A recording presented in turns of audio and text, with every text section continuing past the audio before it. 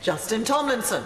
Madam Deputy Speaker, and it's a pleasure to contribute in this debate, and it is a welcome opportunity with the autumn statement coming up and with the incredibly important Green Paper coming forward for us to all take and shape some of the decisions that are taken.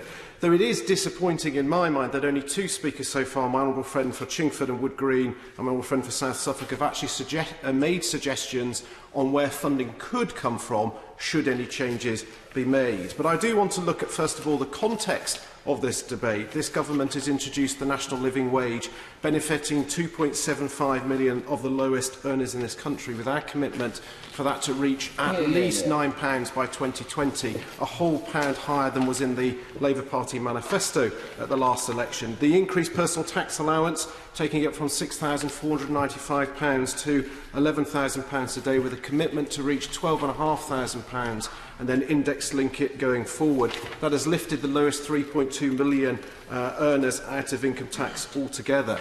And we are delivering, despite the doom and gloom of some of the speakers, the strongest economic growth of any developed country, delivering record employment. In fact, today, 461,000 more people are in work than this time last year.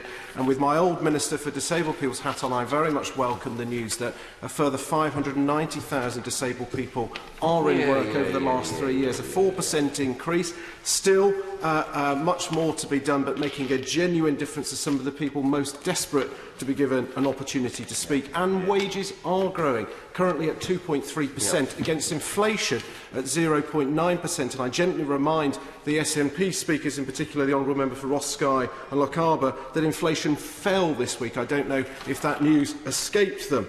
And we are seeing... the Honourable Member has had plenty of opportunities to contribute in this debate, and there are still other speakers who wish to contribute. And we are extending childcare significantly, with a doubling of free childcare coming in, but specifically on universal credit.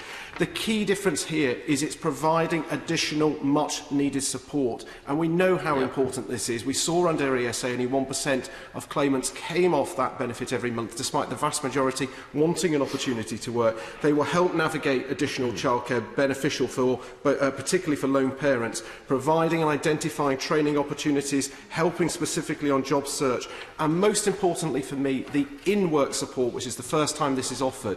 A lot of people coming off this benefit will go into the low-paid jobs, often then staying at that low level and not benefiting from a growing economy. And they provide that support in work, perhaps saying, look, you've been going for 3 months, you've turned up, you've been a diligent worker, perhaps it's now time to push for greater responsibility, greater earning opportunities. And this is something that is very much welcomed by people that I talk about. And then, as my honourable friend for South Suffolk highlighted about the 16-hour cliff edge, and he pointed out that his staff didn't want to work extra hours. That's not quite the case. They were desperate to work additional hours. They just, in effect, were unable to work those extra hours, and that was blocking opportunity for them. Now, turning to ESA specifically, I just want to take a moment to actually pay tribute to the staff in the job centres, the work programme providers, including people like Shaw Trust Plus and many of those other organisations, and those charities who support a lot of their activities. They do a huge amount of work that often goes unseen and unthanked. But again, I know they've made a real difference to a lot of people, and we are seeing that in those jobs figures. And as my honourable friend for Chingford has said, it has to be an emphasis on what people can do, not that they can't do. And that is highlighted right through the very welcome Green Paper. I was proud to have made a small contribution towards the bringing that forward. And it's very welcome that organisations like Scope, Leonard Cheshire, RNIB, the National Autistic Society and hundreds of other organisations are using their expertise and their first-hand experience to help shape that. And I will continue to raise the importance of making them a priority at policy development and delivering in the future. And we've already seen, with the additional 60 million rising to 100 million, that we'll have more of a personalised and tailored principle, that there will be the quicker assessments. That's particularly important because 50% of people on ESA also have a mental health condition, and it's vital we get support to them as quickly as possible. There will be a place on the new Work and Health programme or work choice for those who choose to volunteer, additional place on the specialist employment support programmes. And if you visit any job centres, you'll understand how desperate they were to have those more places. It was a bit like getting tickets for a very popular concert. It was first thing once a month on the phone trying to grab those 1 or 2